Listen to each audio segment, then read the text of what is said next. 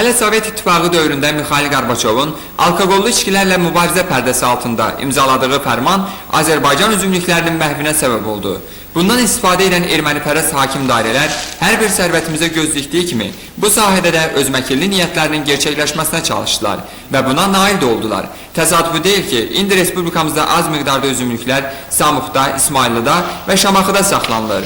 Alimlər qeyd edirlər ki, sahələrin körtəbii məhv edilməsi hazırda bir sıra qiymətli sortların sayının azalmasına gətirib çıxarıb. Söz yox ki, bunu şəxsi büdcə hesabına, şəxsi varlıq hesabına yaratmaq heç kimə müəssər olan iş deyil. Bunun üçün dövlət qayğısı lazımdır. Yəni, xarici təşkilatlar, şirkətlər tərəfindən investisiya qoyulmalıdır. Bax, bu halda bizdə yaxşı, iri həcmli kolleksiya, genofond yaratmaq mümkündür. Azərbaycanda bir neçə yerdə olubdur. Onların bir qismində bu saatı yalnız normal hesab eləmək olar, Naxçıvanda qalır.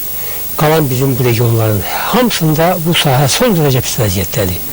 Ona görə də əgər gələcəkdə bizim sərvətimiz olan üzüm sortlarını seçmək, yaymaq, təbliğ edilmək lazım gələrsə, onları biz tapa bilmərik. Famil müəllim qeyd edir ki, hələ gec deyil. Müəyyən ekspedisiyalar hesabına bu üzüm sortlarını çoxaltmaq mümkündür.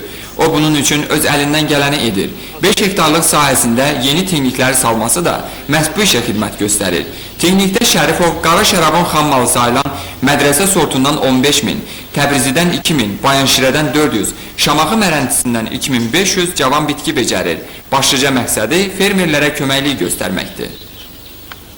Tinniklərimiz yüksək keyfiyyət gəlib sərhədinə gəlib çatıbdır. Burada xəstəlik və zərərvericilərdən azad, yüksək yerüstü hissəsi əmələ gələn standartın tələblərinə uyğun tink yetişdirmişik. Mən elə qiymətə satmaq istəyirəm ki, bunu arzu ala bilsin, fermer alıb ondan bir bəhrə götürə bilsin, bas ala bilsin. Söhbətimiz zamanı Famil müəllim şərabçılıq haqqında da ürək ağrısı ilə danışdı. Bütün insanlar bilirlər ki, kənd təsərrüfatında üzüm və şərab qədər əhaliyə iqtisadi fayda verən ikinci bir bitki və sahə yoxdur. Azərbaycanda şərabçılığın gözəl tarixi var, fundamental onun əsası olubdur. Əsaslı bizim şərab zavodlarımız var. Çox heyflər olsun ki, həmin şərab zavodlarını bu saatı xammal üzündən boş dayanır. İstehsalla məşğul deyil.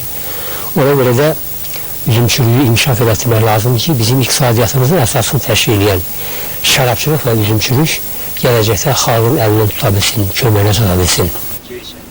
Famil Şərifov qeyd edir ki, üzümlüklərin azalması şərabçılığa təsir göstərməyə bilməzdi. Düzdür, ölkəmizin beynəlxalq sərgilərdə sertifikatlara layiq görülən 7 gözəl Qız qalası kimi şərabları var. Amma son zamanlar bu sahədə də durğunluq davam etməkdədir. Onu da demək yerinə düşər ki, bu il üzümçülük haqqında qanun imzalanıb. Əgər qanunun müddəaları yazılı yox, praktiki olaraq həyata keçirilsə, nəinki şərabçılıq, ümumiyyətlə kənd təsərrüfatının inkişafı mümkün olacaq. Ceyhun Səfərov, Vidadi Füzuloğlu, Xəbər Plus.